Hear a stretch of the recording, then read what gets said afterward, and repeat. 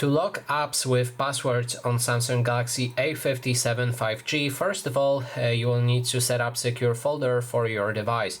So I've made a dedicated video about it. If you're interested, you can watch it on my channel.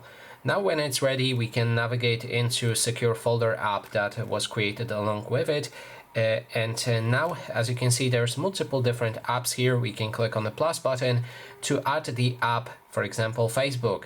Now, if we add it, it will appear right here, and it is protected by password. Just each time you're gonna leave secure folder, just make sure to lock and exit it.